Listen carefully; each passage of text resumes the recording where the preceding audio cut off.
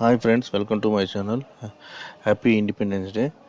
ఈ వీడియోకి నేను మొట్టమొదటిసారిగా వాయిస్ ఓవర్ చెప్తున్నాను. దయచేసి కామెంట్ చేయండి ఎలా ఉంది నా వాయిస్ ఓవర్ అనేది.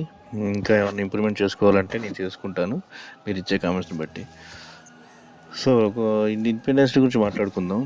కొత్తగా నేను ఇండిపెండెన్స్ డే గురించి, ఇండియా గురించి మీకు చెప్పేది ఏం లేదు, అంతా మీకు తెలుసు. నా టాపిక్ వచ్చేసి ఏంటంటే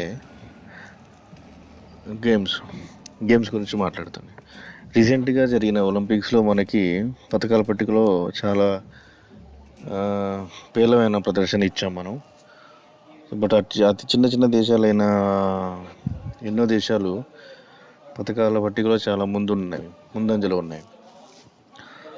సో దీనికి కారణం ఎవరిని, గవర్నమెంట్ని కానీ ఎవరిని అనడానికి వీల్లేదు. యాక్చువల్గా ముందుగా మన పేరెంట్స్ని మనమే చూసుకోవాలి.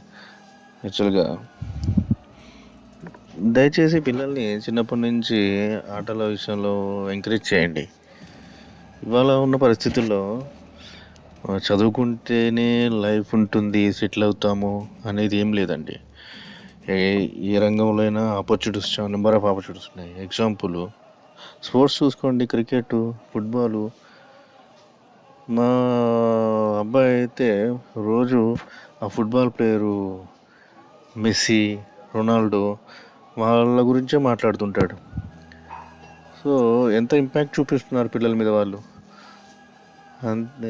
అదేవిధంగా సింగర్స్ కానీ, ఫిల్మ్ స్టార్స్ కానీ ఎంతోమంది ఏదో ఒక రంగంలో సెటిల్ అవుతున్నారు. ఇదే చదువుకుంటేనే ప్రొఫెషను, చదువుకుంటేనే లైఫ్ అనేది మాత్రం దయచేసి పిల్లల మీద రుద్దకండి. అది నేను ఇవాళ చెప్పాలనుకున్నాను మీకు. దయచేసి నా విజ్ఞప్తి మన్నిస్తారని నేను కోరుకుంటున్నాను.